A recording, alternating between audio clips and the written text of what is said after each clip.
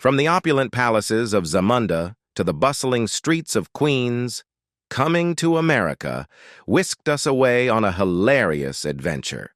Eddie Murphy's Prince Akeem captivated us all, but his journey wouldn't have been the same without a stellar supporting cast who brought Zamunda and Queens to life. But time, like Akeem's royal barbers, hasn't been kind to everyone. Where are they now? Which beloved actors have left us? Join us on a bittersweet journey as we pay tribute to the stars we miss from Coming to America. Like and subscribe for more tributes to the comedic legends we've lost. Montrose Hagin as Grandma Jenks. Think back to your favorite classic sitcoms. Did a wise, elegant woman with a touch of humor leave a lasting impression? Chances are that was Montrose Hagin. Montrose Hagin was a force to be reckoned with on television. For decades, audiences were captivated by her warmth, humor, and undeniable talent. Her career, primarily flourishing in the 1970s, 80s, and 90s, transcended genres, showcasing her versatility as both a leading lady and a scene-stealing guest star. Hagin graced the small screen throughout the latter half of the 20th century, leaving an indelible mark on some of the most iconic sitcoms of the era. Early on, she charmed viewers with her presence on shows like 227, where she brought comedic flair to the role of Louise, a sassy neighbor with a knack for keeping the central characters on their toes. Her comedic timing and infectious energy perfectly complemented the casts of these legendary programs. As Hagin's career progressed, she continued to impress with appearances on family favorites like Sister Sister, where she played the wise Aunt Stella, a dependable source of guidance and laughter for the show's twins. The Jamie Foxx Show also benefited from her presence, with Hagin delivering memorable performances in guest spots. Hagin never shied away from dramatic roles, showcasing her depth and gravitas beyond comedic timing. Her performance as the dedicated Dr. Wilkins in ER stands as a testament to her ability to excel in more serious settings.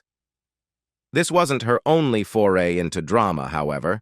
She had a recurring role on the post-war drama Homefront, further solidifying her ability to portray nuanced characters with believable emotional range.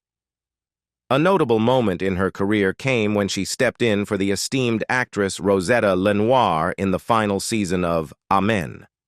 Hagin seamlessly embodied the role of Leola Henderson Forbes, a testament to her professionalism and respect within the acting community. Beyond her individual appearances, Hagin's contribution to television history extends to her recurring role on the post-war drama Homefront. Here, she showcased her ability to portray nuanced characters with believable emotional range. A notable moment in her career came when she stepped in for the esteemed actress Rosetta Lenoir in the final season of Ameche. Hagin seamlessly embodied the role of Leola Henderson Forbes, a testament to her professionalism and respect within the acting community. One of 5 siblings raised by an Episcopal minister, Hagin nurtured young minds as a 4th-grade teacher at Williams Elementary School in Gary, Indiana. Her dedication to her community extended to her membership at St. Augustine's Episcopal Church. A lifelong friend of actresses Rosetta Lenoir and Esther Rolle, Hagin's passions extended to social justice.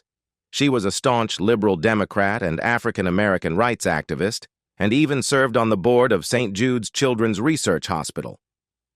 After a fulfilling acting career, Montrose Hagin retired in 2005. She spent her golden years in a charming antique farmhouse in Pennsylvania, a testament to her love for a simpler life. Throughout her life, Hagin reportedly owned multiple properties, reflecting her appreciation for diverse environments. These included a summer and fall house in Lancaster, Pennsylvania, residences in Rancho Palos Verdes, California, and her childhood home in Charlotte, North Carolina. Montrose Hagin's final resting place is Green Hills Memorial Park in Rancho Palos Verdes, California, where her memory continues to inspire. Madge Sinclair as Queen Aeolian long before Viola Davis shattered stereotypes on primetime television. Madge Sinclair, with her rich Jamaican accent and regal presence, was carving a path for black actresses. Her journey, from a classroom in Jamaica to the living rooms of millions, is a testament to both her talent and the power of representation. Born Madge Dorita Walters, she grew up in Kingston, Jamaica. After finishing school at Shortwood College, she taught there for a while. But the dream of acting was strong, so in 1966, she packed her bags and headed to New York City to make it happen. She got involved with the well-known public theater and even landed a role in a Shakespearean play in 1971. Kicking off her film career, Cicely Tyson earned an NAACP Image Award nomination for her role as Mrs. Scott, opposite John Voight, in Conrack. This critical success was followed by a landmark performance as Belle Reynolds in the iconic miniseries Roots. This role brought her first Primetime Emmy Award nomination. Tyson continued to captivate audiences. In 1978, she starred in films like Convoy and Cornbread, Earl and Me, and co-starred in the short-lived sitcom Grandpa Goes to Washington. The 1980s saw her land the role of Nurse Ernestine Shoup on Trapper John M.D., opposite Pernell Roberts. Her performance garnered critical acclaim, earning her 3 Emmy nominations. Critic Donald Bogle praised her for her unwavering strength throughout the series. In 1988, Tyson reunited with her Roots co-star John Amos in the Eddie Murphy comedy Coming to America, playing Queen Aeolian. This reunion continued in Disney's The Lion King, where they voiced the iconic roles of Sarabai and Mufasa, Simba's parents. The film became a massive success, marking Tyson's final film role. Madge Sinclair's career transcended the boundaries of television and film.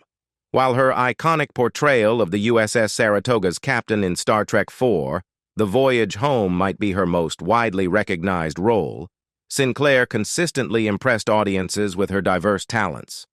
In 1991, she brought depth to the miniseries The Orchid House, based on Phyllis Shand Alfrey's novel. The following year, she garnered critical acclaim for her supporting role in the television movie Jonathan, the Boy Nobody Wanted.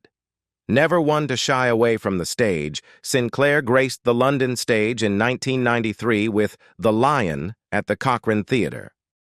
Her work extended to American sitcoms as well, with a role in the short-lived Me and the Boys, alongside Steve Harvey in 1994. Interestingly, Sinclair holds a unique place in Star Trek history.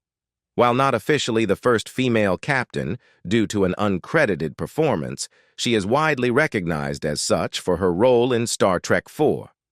She later returned to the franchise, playing Geordi LaForge's mother in Star Trek The Next Generation's Interface. Sinclair's dedication to her craft continued until the very end. Her final on-screen appearance came in an episode of the sitcom Dream On, just a month before her passing. Madge Sinclair's legacy extends beyond her impressive filmography. It embodies a commitment to versatility and a passion for captivating audiences across various platforms. Sinclair was married to Royston Sinclair, a Jamaican police officer from 1956 until 1969, and had 2 sons with him. In 1982, Sinclair married actor Dean Compton, to whom she was still married at the time of her death. Sinclair died on December 20, 1995, following a 13-year battle with leukemia.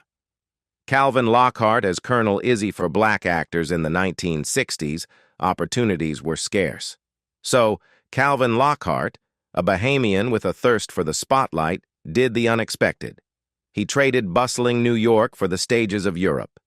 This gamble paid off, propelling him to stardom in a surprising debut, an Italian comedy film. But Lockhart's journey was just beginning, and his ambition would eventually lead him back to the U.S. to make his mark on Hollywood. Born Calvin Lockhart in Nassau, Bahamas, he was the youngest of 8 children.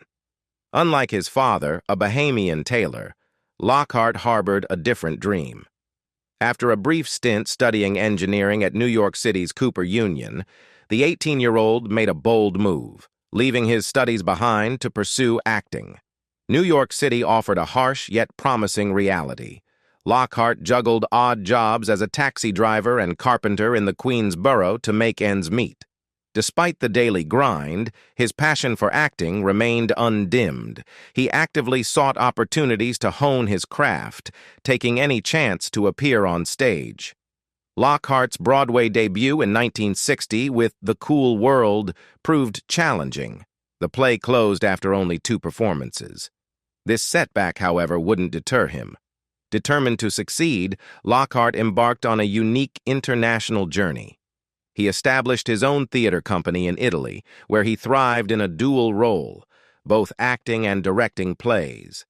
This experience further broadened his artistic horizons. Driven by his desire to explore and expand his acting opportunities, Lockhart ventured into West Germany and eventually England. These European countries provided him with a valuable training ground. He landed various roles on British television shows, gaining experience in front of the camera.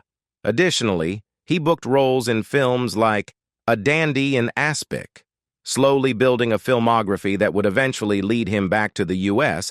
and a successful career in Hollywood. Calvin Lockhart's international experiences paved the way for his Hollywood journey.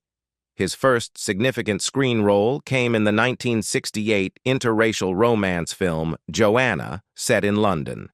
This collaboration with director Michael Sarn led to another project, the controversial Myra Breckinridge. Lockhart's talent shone brightly when he landed his first lead role in the 1970 film Halls of Anger. He played a former basketball star turned vice principal, tackling racial tensions in an inner-city high school. A New York Times article from that year praised his striking appearance, comparing his features to chiseled-out marble and his skin to brown velvet. He continued his success with a starring role in the Chester Himes adaptation Cotton Comes to Harlem, portraying the charismatic Reverend Deke O'Malley. Lockhart's impressive range led him to a prestigious residency at the Royal Shakespeare Company in 1974, showcasing his versatility beyond film. The 1980s saw him return to television with a recurring role on the primetime soap opera Dynasty, playing Jonathan Lake for 7 episodes. Horror fans also recognize him from his chilling performance as the big game hunter in The Beast Must Die. Calvin Lockhart married 3 times throughout his life, fathering 2 sons. In 1972, he wed Jamaican model Thelma Walters, but their union ended in divorce by 1978. 4 years later, he married British businesswoman Lynn Sloan in the Bahamas, though this relationship also dissolved. In 1979, Lockhart met Jennifer Miles, with whom he had his son Julian Lockhart Miles, born in 1981. Interestingly, the couple waited 25 years before officially tying the knot in 2006, with Julian even having the honor of walking his mother down the aisle. Lockhart also has another son named Leslie Lockhart.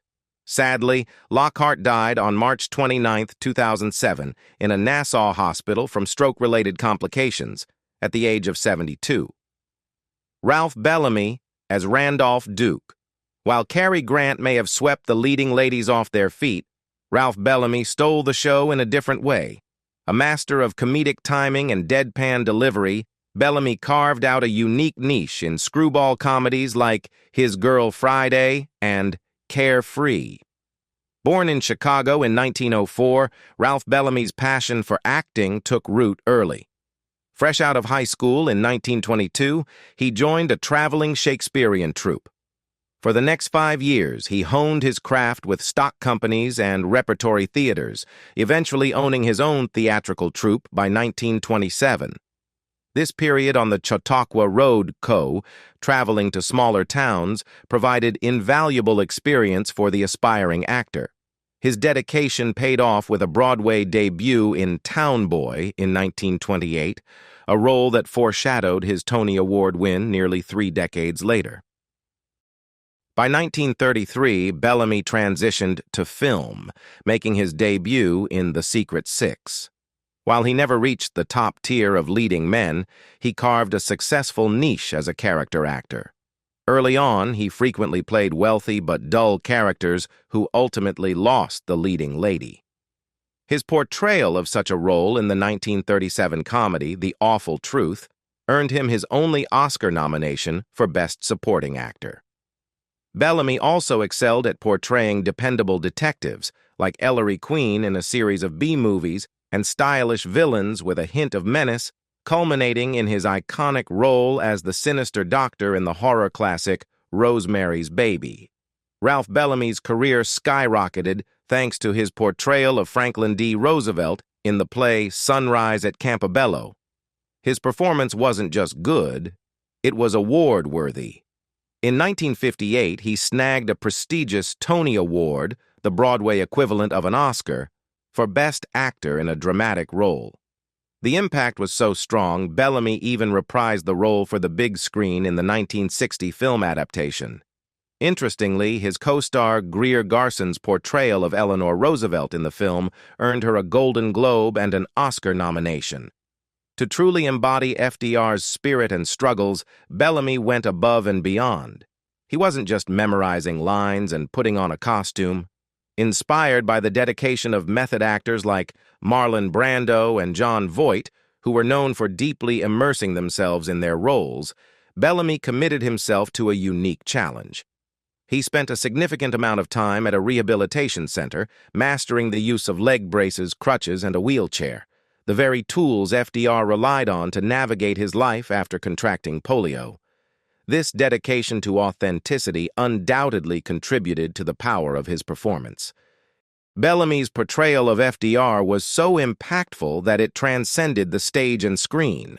Decades later, he revisited the role in the acclaimed miniseries War and Remembrance, further solidifying his association with the iconic president.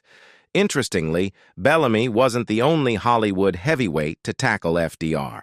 Years later, Jon Voight, the very method actor Bellamy drew inspiration from, would portray FDR himself in the film Pearl Harbor. This bit of trivia highlights the enduring fascination with Roosevelt and the enduring power of Bellamy's initial portrayal. Beyond his acting achievements, Ralph Bellamy was a staunch advocate for his fellow performers. He was a founding member of the Screen Actors Guild, actively fighting for their rights. His dedication extended to Broadway as well, where he served 4 terms as president of Actors Equity from 1952 to 1964. This period coincided with the dark era of McCarthyism. Bellamy took a strong stance against blacklisting, positioning Actors Equity and Broadway as a safe haven for many Hollywood actors ostracized for their beliefs. Under his leadership, Actors Equity established clear standards protecting members from accusations of communist affiliation or left-wing sympathies.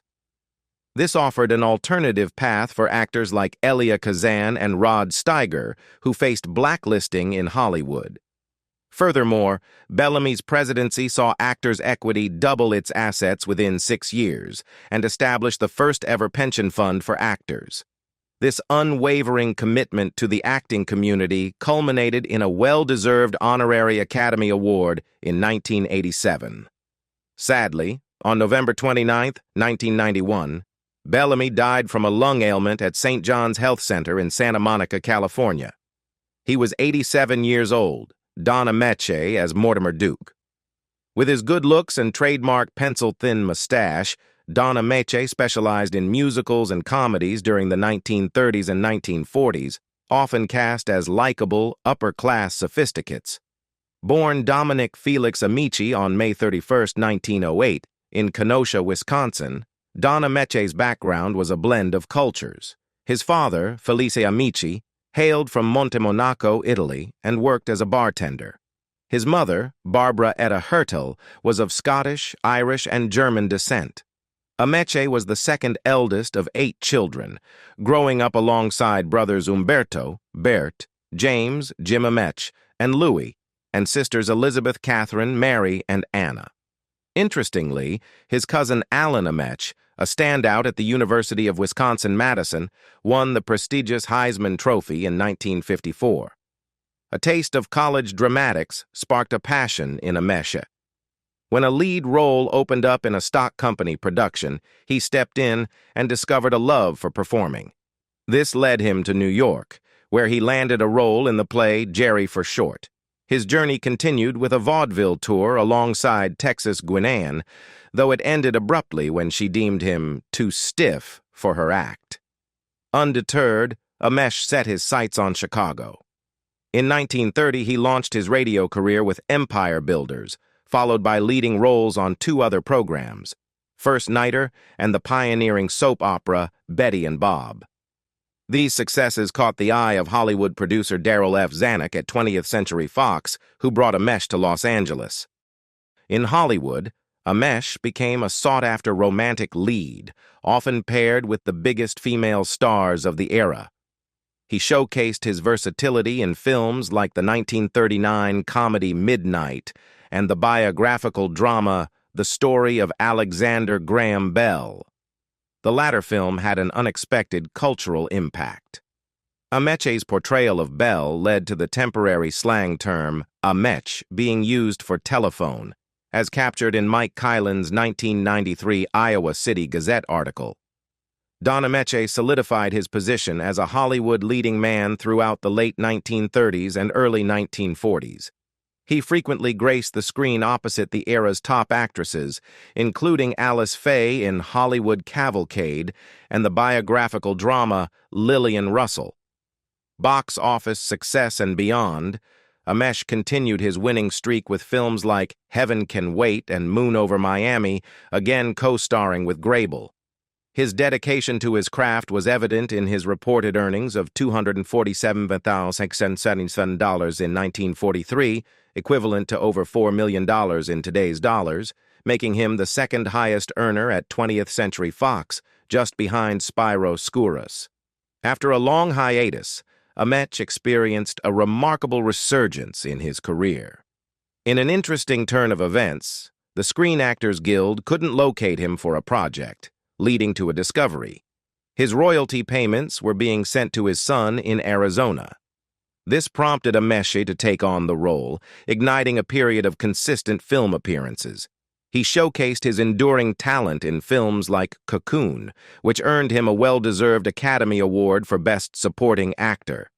This success was followed by a string of memorable roles in Harry and the Hendersons, Coming to America, and Cocoon: The Return. Ameche wasn't afraid to take on challenging projects either. He garnered critical acclaim for his performance in Things Change, a film penned by the renowned David Mamet and Shel Silverstein. The New York Times praised his comedic timing, noting it was worthy of awards recognition beyond sentimental roles. From 1946 to 1949, he teamed up with fellow celebrities like Bing Crosby and Bob Hope to co-own the Los Angeles Dons, a football team that competed in the All-America Football Conference. Ameche played a key role in establishing the ownership group and even served as the team president initially. Ameche was married to Honorée Prendergast for over 50 years, from 1932 until her passing in 1986. The couple had 6 children together, including a son named Ron who ran a restaurant called Ameche's Pumpernickel in Coralville, Iowa. They also had 2 daughters, Connie and Bonnie. Sadly, on December 6, 1993, Ameche died at his son Don Jr.'s house in Scottsdale, Arizona, of prostate cancer at age 85. Adams as Mr. Jenks. While details of his early life remain elusive, Arthur Adams carved a memorable path on screen as a character actor throughout the 1960s to the late 1980s. Television viewers became familiar with his warm presence and engaging performances in a vast array of guest-starring roles. He possessed a remarkable ability to adapt to various genres, seamlessly transitioning between comedic and dramatic narratives. Adams's comedic timing shone through in shows like the ever-optimistic I Dream of Jeannie and the groundbreaking The Bill Cosby Show. He also brought a touch of humor to iconic sitcoms like Sanford and Son, navigating the world of laughs alongside established comedic talents. His talents weren't limited to light-hearted fare, though. Adams brought depth and gravitas to dramatic programs like the action-packed Cannon and the gritty police drama T.J. Hooker. No matter the genre, Adams possessed a captivating stage presence that drew audiences in and made him a scene stealer. Adams's big-screen appearances mirrored his television success. He tackled diverse roles, showcasing his versatility as an actor. Sci-fi fans might recognize him from the disaster flick Meteor, 1979, while film noir enthusiasts may recall his part in the suspenseful Stranger's Kiss, 1983. His comedic talents were again on display in Eddie Murphy's hilarious romp Coming to America, 1988. He even ventured into the realm of mystery with a role in The Jigsaw Murders, 1989. Tragically, Arthur Adams passed away in 1992 at his Las Vegas residence, leaving behind a legacy of memorable performances that continue to entertain audiences today. We bid farewell to these unforgettable stars, but their characters live on. Who stole the show, in your opinion? Was it the sassy one-liners, the heartwarming wisdom, or the goofy antics? Share your favorite character moments in the comments and let the debate begin. Thanks for joining us on this trip down memory lane. Until next time, keep celebrating the magic of classic sitcoms.